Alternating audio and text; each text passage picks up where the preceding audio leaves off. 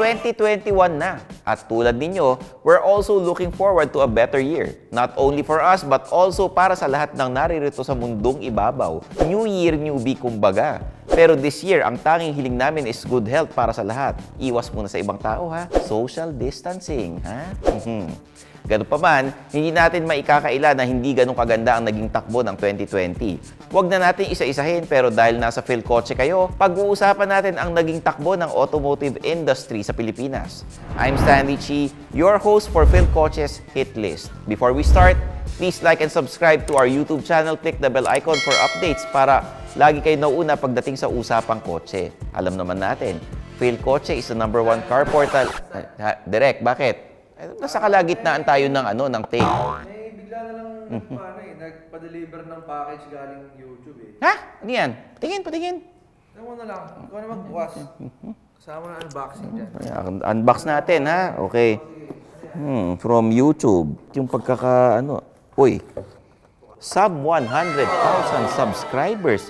Just how far you have come. Presented to PhilKotse for passing 100,000 subscribers. Uy, maraming salamat mga PhilKotse subscribers at viewers namin. Saan ka man naruroon, saan man kayo naruroon. Maraming salamat dito, ha? Ito nagpapatunay na PhilKotse is the #1 car portal in the Philippines. Ayan. Sorry, Rep, naunahan na kitang mag-unbox.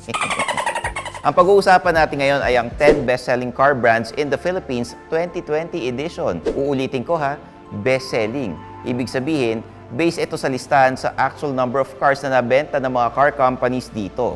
Yung mga numbers ay galing sa Campi at Avid na sinabit ng mga car brands as part of their annual report. Ano nga yung Campi at Avid na yan?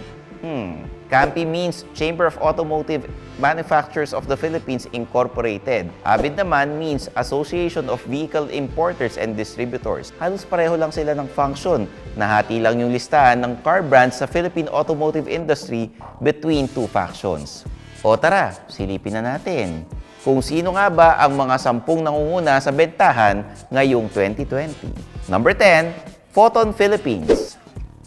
Under ng United Asia Automotive Group Incorporated o UAAGI, ang Foton Philippines ay pasok sa ating top 10 last year by selling 2,456 cars. In comparison, lagpas 42% ang ibinaba ng benta ng Foton compared sa nabenta noong 2019 na 4,293 units.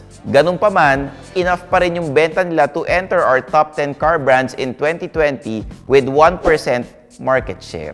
Nga pala, UAAGI rin ang company behind Chery Philippines na bumalik sa Pilipinas kasama ang Tigo line of crossovers. Nireview nga namin yung mga iba rito. Panoorin nyo. Hanapin nyo dito. Hanapin nyo na lang. Number 9, MG Philippines. Hindi maikakailang bumenta ang MG sa mga Pilipino simula nung nag-relaunch ang car brand under the Covenant Car Company Incorporated o TCCCI na siya ring nagbebenta ng Chevrolet sa Pilipinas. TCCCI, ha, hindi TCCIC. Iba yun. Sa totoo lang, ang dami kong nakikitang mga MG sa kalsada ngayon, either MG5, MG-ZS o MG-RX5.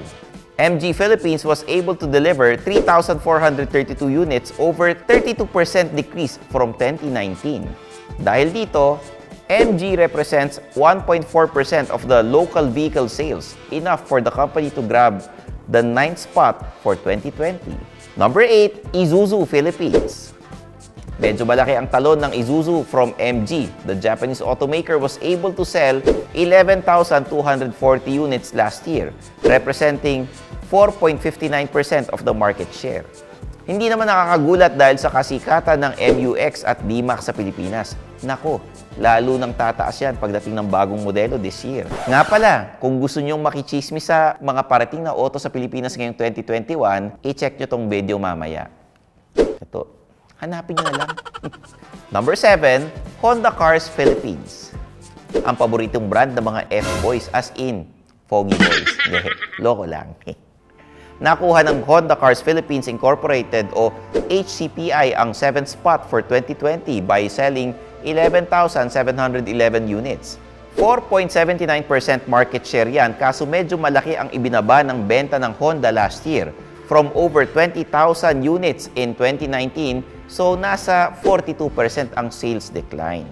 Tingin naman namin makakabawi ang Honda this year since inilabas na nila ang kanilang baraha bago matapos ang 2020, ang bagong-bagong Honda City at ang facelifted Honda CR-V na pareho naming sinilip ni Rep dati. Alam nyo naman, mahilig kami sa silipan ni Rep. Parang mali yun Number 6, Ford Philippines.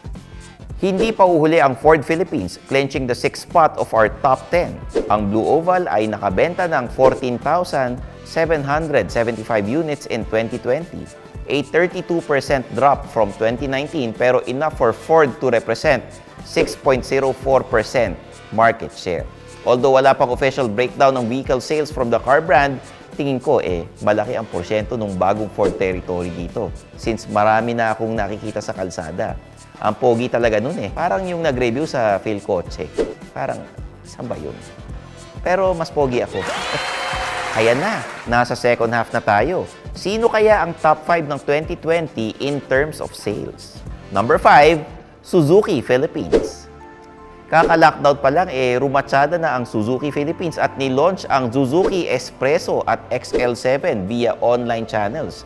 Kaya naman di na ako nagulat na nakabenta ang Japanese company ng 15,515 units last year, representing 6.34% of the market. Sa mura ba naman ng espresso, hindi ka ba mapapabili?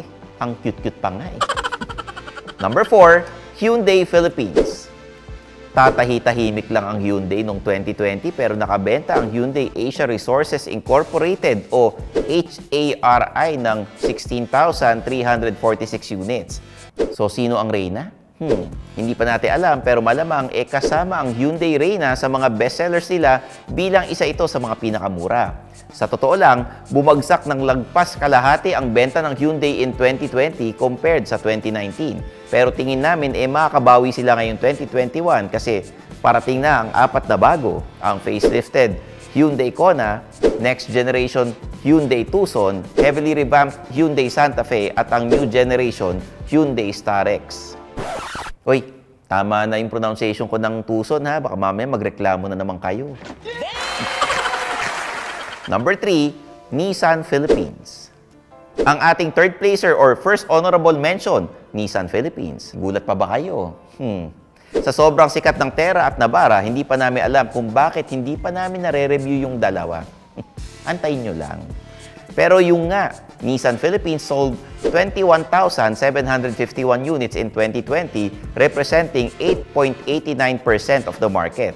Siyempre, wala pang breakdown pero ipupusta ko si Rep na ang bestseller ng Nissan ay ang Navara at Terra. At may chismis na dumating sa amin dati. Baka raw dalhin ng Nissan yung bagong Navara at Terra this year.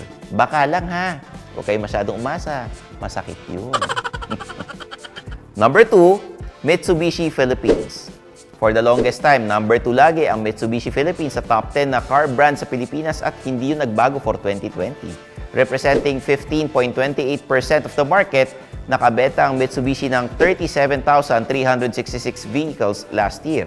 Medyo malaki ang binaba ng benta ng Mitsubishi when compared to 2019, pero expected naman natin yun kasi alam nyo na. Ipupusta ko yung pinakamayaman dito sa amin sa Philcoche, si Don Joseph Estabillo. Mirage G4 at Expander ang pinakamabentang auto ng Mitsubishi noong 2020. Number 1, Toyota Philippines. Kung nagulat pa kayo dito, ewan ko na lang. Ilang taon na ring number 1 ang Toyota sa Pilipinas, so hindi yan trivia para sa inyo. The Philippines is Toyota country. In 2020, Toyota Motor Philippines sold 99,545 units, which was 40.69% of the market. Gayunpaman, nakakagulat na medyo malaki ang ibinaba ng sales ng Toyota from 2019. 38.32% to be exact. That's despite the new cars that the company launched in 2020 tulad ng Vios, Wigo, Hilux, Fortuner, Corolla Cross at Yaris.